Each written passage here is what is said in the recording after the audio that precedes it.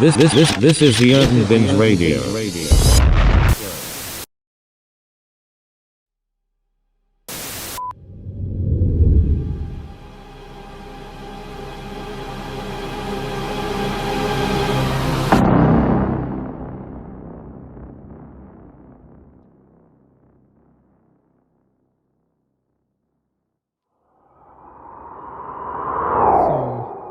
In other news, Young Thug, Thugger, and Gunna. First of all, let me say this. I think Young Thug is so fine, okay? Jay doesn't agree. Jay be like, why do you like him? What do you see in him? What is it about him? He's ugly. Why do you like this boy? I think Young Thug is cute as hell. Very fuckable. I'm sorry, that's just how I feel, okay? But of course, we know that Young Thug is in jail currently right now. I think it's like, I don't know, like 23 charges or something like that. Did you call me? Yeah, me too. Well, let me finish this real quick. All right, let me finish my video real quick and call you back. All right, I'm gonna call you back. My mama really want to talk, but I have to remember that when I'm doing these videos, I need to put my phone on absolute do not disturb mode, because when my mama needs somebody to talk to, I'm the only person that she gonna call to ramble and talk to. So I'm sitting here just like, oh, mama, come on. She's stressing me out. I need to smoke. Jay ain't came in here yet, because I was just kidding, baby. But yeah, so my mama always like, I'm sorry. Oh my God, baby. The fan.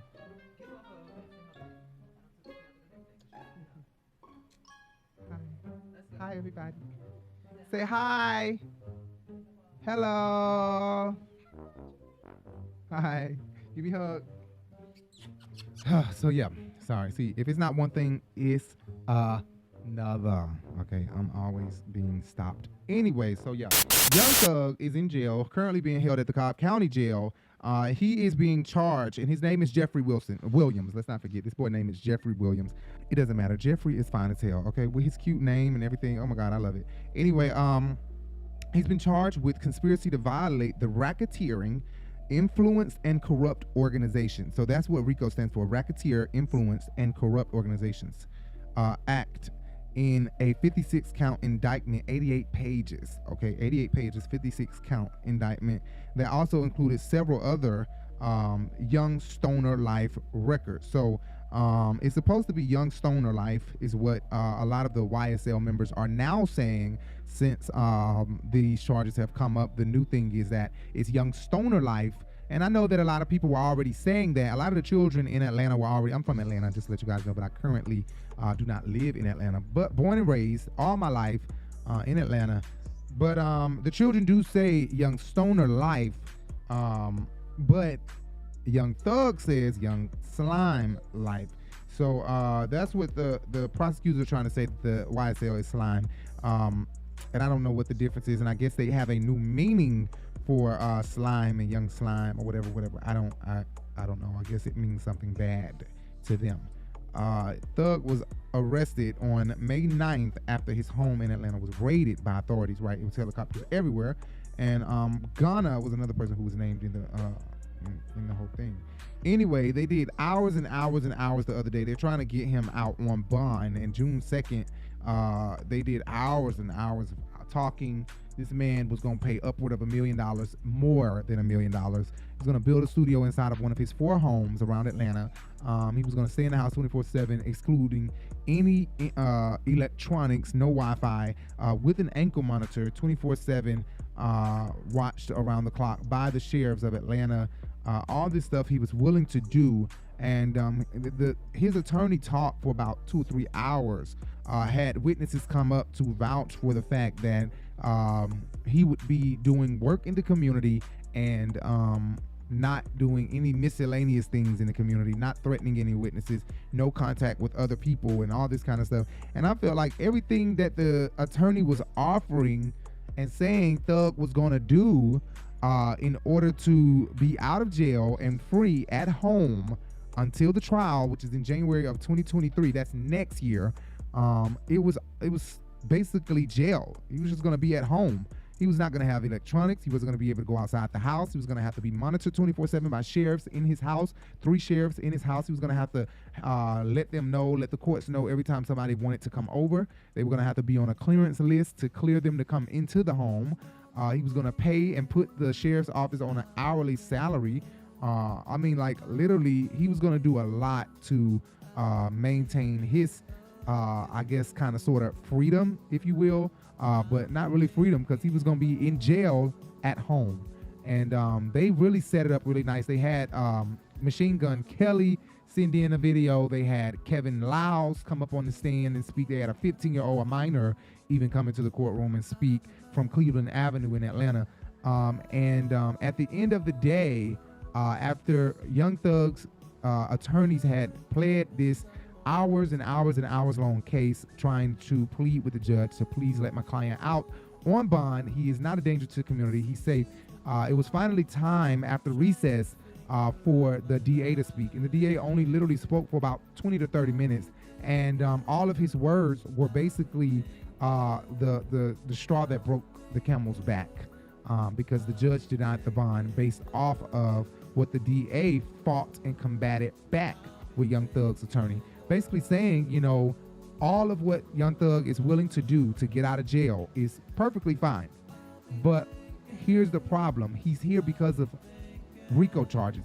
He is spending money, paying people to get shit handled, to get shit done, to make shit happen. And that is why he is here. He's the leader of this gang. He's paying people to make illegal things happen. And he thinks that he can come in his courtroom and sway the courts with money and possibly make things happen and get his way. And that was just kind of the cake that took it all. It kind of took it all. It took the cake. I mean, that's what I meant. It took the cake. And the judge felt like, okay. And he also said Young Thug is not tied to these specific threats, but the witnesses are being threatened outside of this case. Outside of the courtroom. Of course, people who are witnesses to the case outside of the courtroom, outside of jail, are being threatened. They've also spoken to a few witnesses, and the witnesses say that if Young Thug is released, they fear for their lives and they believe that they will be dead.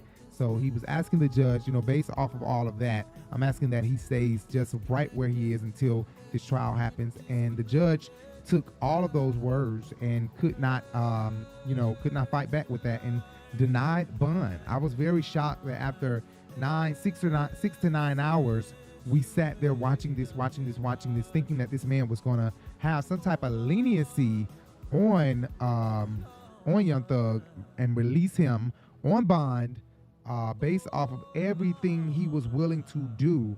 And it just did not work. It didn't work in his favor. So he is currently sitting in a cell right now, locked up on alleged RICO charges. And let's just hope that all of this turns out well for Young Thug. It's going to be so crazy if he sits in jail and he ends up not guilty and other people are guilty and he's not guilty. That's going to be crazy. But anyway, yeah. Young Thug is in jail and has not been denied bond. Was denied bond. I'm sorry. And was absolutely denied bond. Let's move on. And the judge, I do want to say that the judge cited that it was significant concern that he would be a danger to the community and obstruct justice is what he was worried about. The judge is a black man, so I don't know if Thug are gonna feel like he being biased or anything, but this man does not come off as biased. He's a black man, comes off as non-biased, and as he's just trying to do his job. The judge did say though that he would consider reopening the case or reconsidering something if they brought another petition or motion regarding Young Thug bond. He would, reconsider it, reopen it, and see what he can do then. But the trial is set for January 9th, 2023. I can imagine that Young Thug is going to probably settle down for a little bit, sit there for a couple of months, and then come back and file another appeal or something to get to be released on bond first.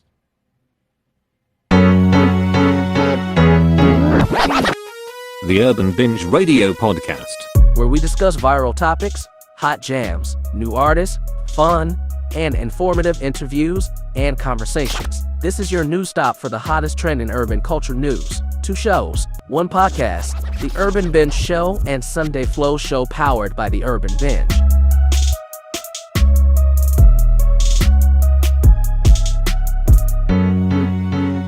The Urban Binge Radio Podcast. Listen anywhere podcast can be heard. Hit that subscribe button. Make sure you hit that bell and make sure you hit that thumbs up. If you hit the bell, you'll be notified of every time we go live, guys. Thank you so much.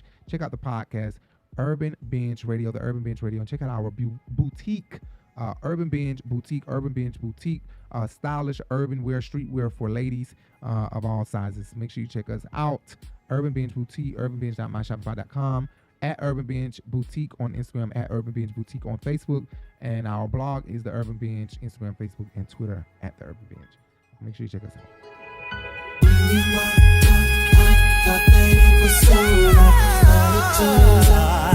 It was just a blessing in disguise.